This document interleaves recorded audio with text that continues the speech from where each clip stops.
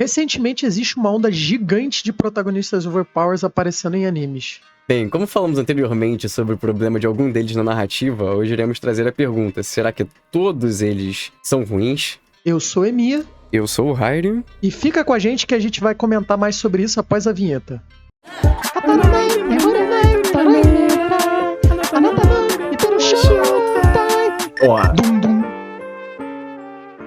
Harry, eu acredito que sim, tem como fazer um protagonista overpower ser bem feito, e eu acho que a gente pode apresentar algumas técnicas que um autor pode usar para fazer isso acontecer. Vamos dar uma sumarizada, né? O protagonista precisa saber ser usado na narrativa. Tem que saber a hora certa de entrar e sair, tem que saber o que o autor pode usar para explorar além de unicamente os poderes, porque se a ideia da história é só luta e poderes e o protagonista é simplesmente o mais forte, não tem o que desenvolver. E também trazer um carinho para pequenas coisas, como características deles, os personagens secundários participarem das situações, eles estarem juntos, não diminuir vilões necessariamente, dar características boas para eles também. Sim, sim. Outro ponto muito interessante é trazer uma carga de profundidade na questão psicológica, emocional, problemáticas que o personagem pode ter para além da força dele. Bem, acho que tem alguns animes aí que a gente pode trazer e citar como exemplos, né? A gente pegando aqui a Frieren já pra começar, porque é uma parada que tá bem recente na minha memória aqui. O fato dela de lidar com o mundo e tal, e ela em si. Qual é o ponto que você acha que mais é importante pra definir ela como protagonista que funcionou?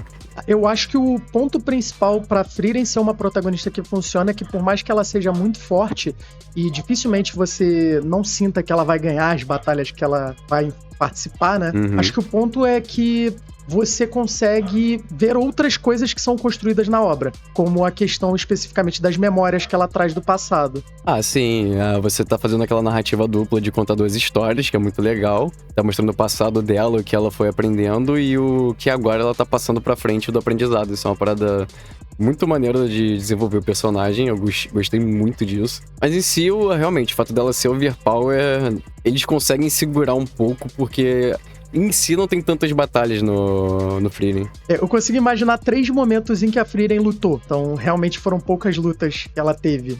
As batalhas da Frieren são interessantes, porque eles tentam colocar uma estratégia ali, mas em si, diminuir a quantidade de batalhas dela ajuda muito a narrativa a continuar funcionando e outros personagens aparecerem. Sim, e mesmo quando tem a Ferne, por exemplo, que é muito forte, ou o Stark, o fato de ter estratégias na batalha, isso faz com que tenha todo um conjunto de regras que o autor pré-estabeleceu, e essas regras precisam ser seguidas nas batalhas, né? Então, isso torna a batalha mais interessante. Ele utiliza bem as regras e faz os personagens se aproveitarem delas ao favor da narrativa de forma boa, não de forma ruim. Então tem a questão ali de não mostrar 100% seu poder, tomar cuidado como você se coloca na batalha.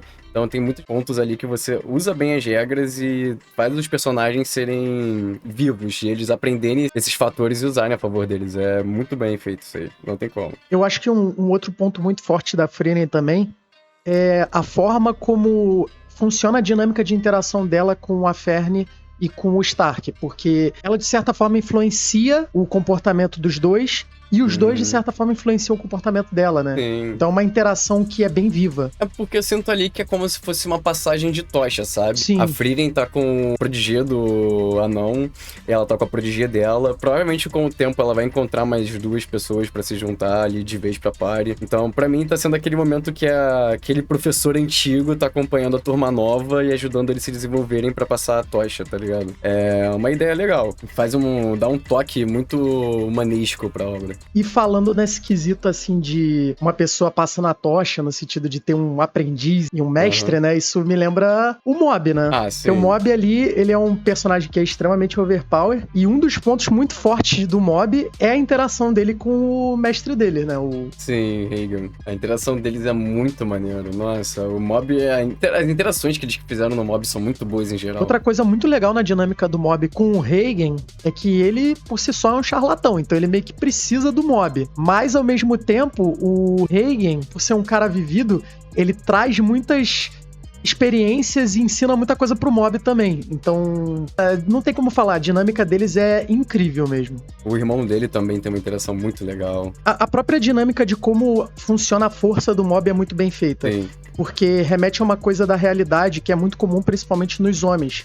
Porque a gente vive uma cultura que reforça muito a ideia de que a gente tem que aguentar tudo o máximo que dá. E o mob, ele é aquele cara retraído, que ele vai passando pelas situações. Ele segura tudo, guarda tudo. Ele vai ficando estressado ao longo até que chega um ponto que ele explode. A ideia de você ficar segurando sentimentos, não poder transmitir nenhum tipo de fraqueza, não poder colocar pra fora, sempre segurar isso é uma maldade. O mob traz isso de uma forma espetacular, cara. Sim, sem dúvidas. Você coloca que o poder dele tá ligado 100% ao emocional dele. Cada problema que ele passa, aquilo ali cada vez mais tá querendo sair e estourar. É uma ideia muito maneira. Ainda mais pro personagem apelão. E um outro ponto incrível também é que, por mais que ele seja muito forte, ele tem tantas outras áreas da vida dele que não funcionam direito e que vão sendo trabalhadas ao longo da obra. Eu acho que essa, inclusive, é a parte mais incrível de Mob.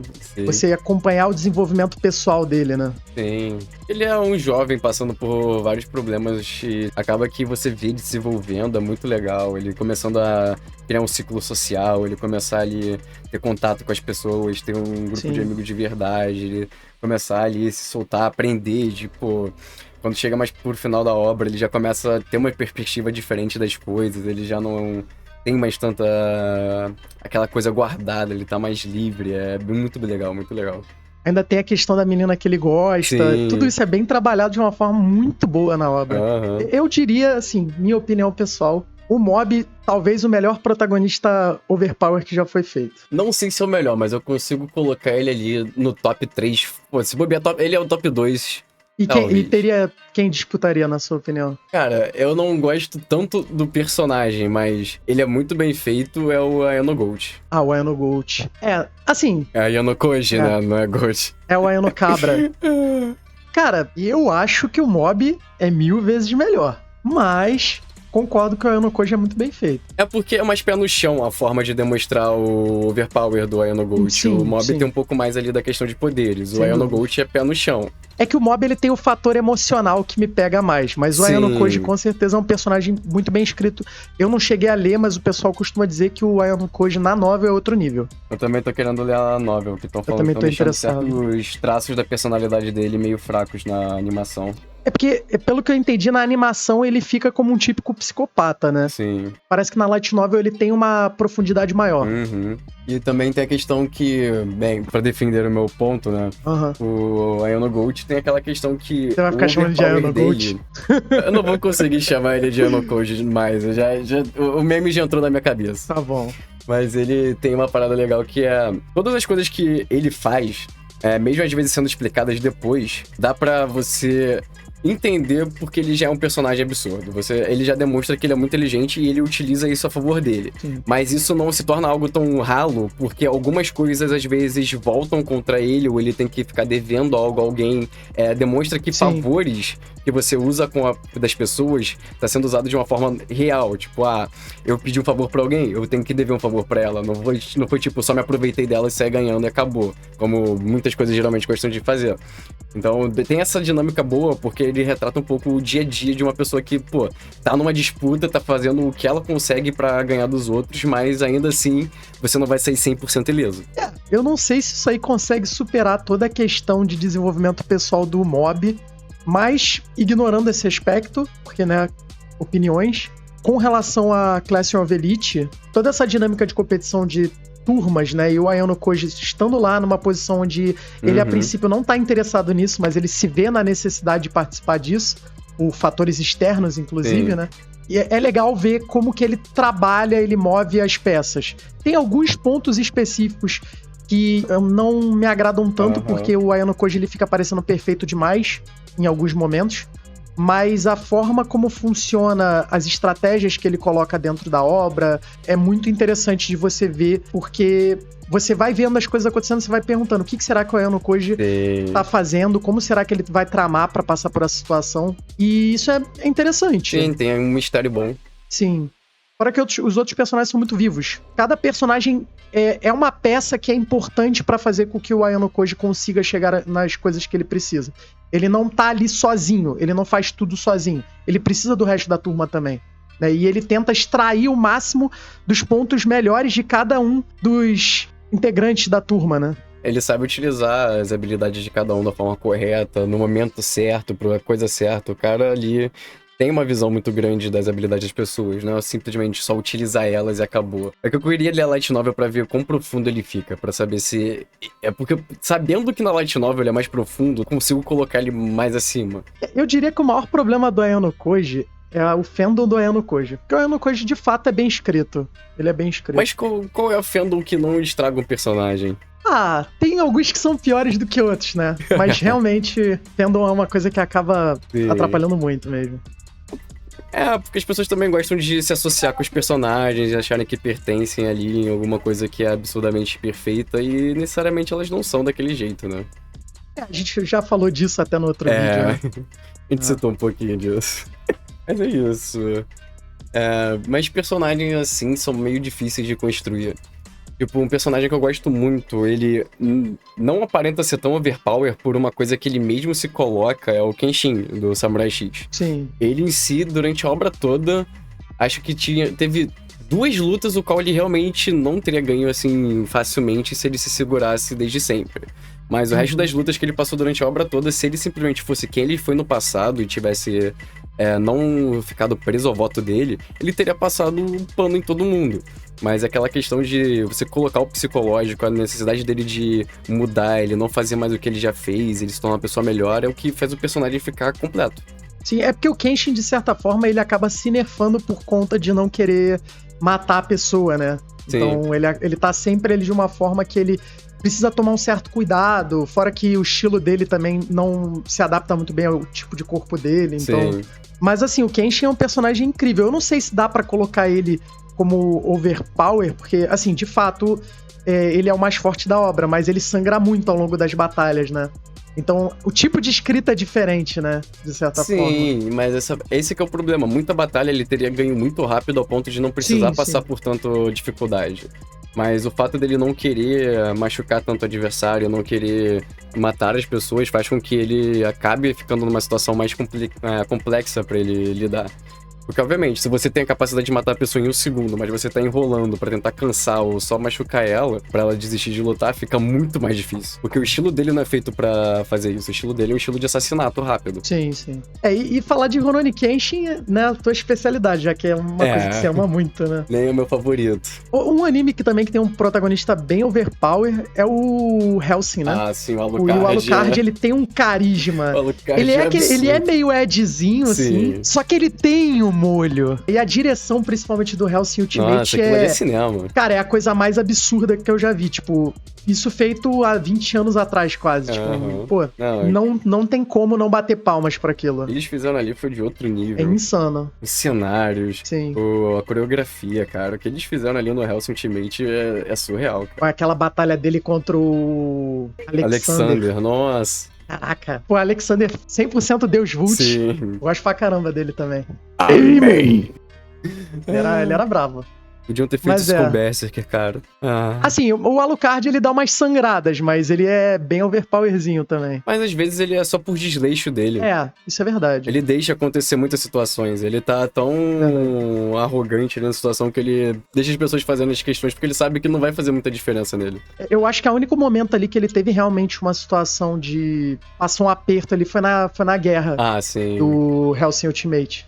Fora isso, ele também saiu passando pano também, né? Outro personagem absurdo. E um que não é um personagem principal, mas que tem um carisma e é tão bem construído que ele tendo a própria obra dele, ele brilhou muito, que é o Sinbad. Não, o Simba é fantástico, cara. Cara, o personagem tão bem escrito que ele conseguiu ter o spin-off dele e ser absurdo dentro dele. O personagem é muito completo. O universo de Magi, ele é um universo que não é só batalhas, ele é um universo político, Ele trabalha, de certa forma, com política, com economia. O Simba, por exemplo, na lenda de Simba, né, que é onde ele é o protagonista, no começo tem essa coisa, ele é o mais forte ali, só que depois entram outros fatores, que são fatores políticos, são fatores diplomáticos, e o Simba tem que se virar com isso tudo, e tem o vilão lá, que é o Seto Kaiba, que aparece no último arco do mangá, é o Seto Kaiba 2.0, e, pô, é um vilão muito, muito brabo, faz o Simba passar por umas situações ali tensas, né, eu não quero entrar a fundo, Sim. porque eu acho que vocês deveriam ler o mangá, e também o Simba tem toda aquela questão da moralidade, porque o Simba, ele faz algumas coisas que são questionáveis ao longo da obra, né? Sim. E vai chegando ali pro final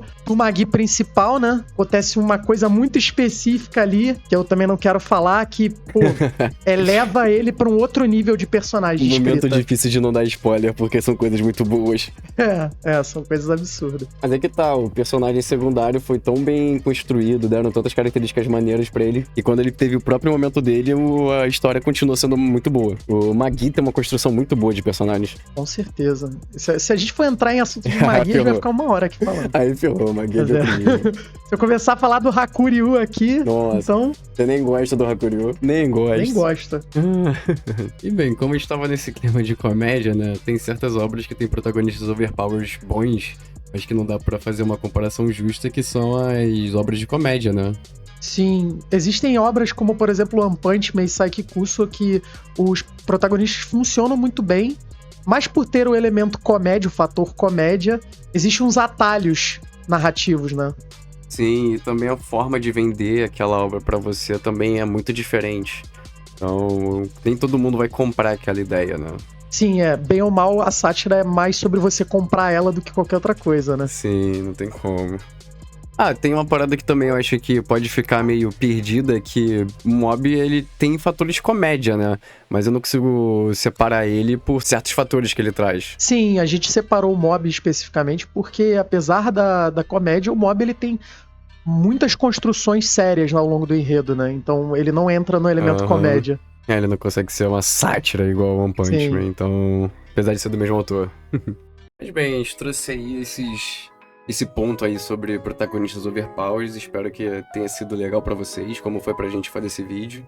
Sim, e se vocês gostaram, por favor, não esqueçam de deixar um like, comentar, se inscrever no canal e compartilhar. Então, eu vou ficando por aqui. Eu espero que vocês tenham uma ótima semana. Um abraço e tchau. Eu também vou ficando por aqui. Uma boa noite, uma boa tarde, uma boa madrugada e um bom dia para vocês. Fui!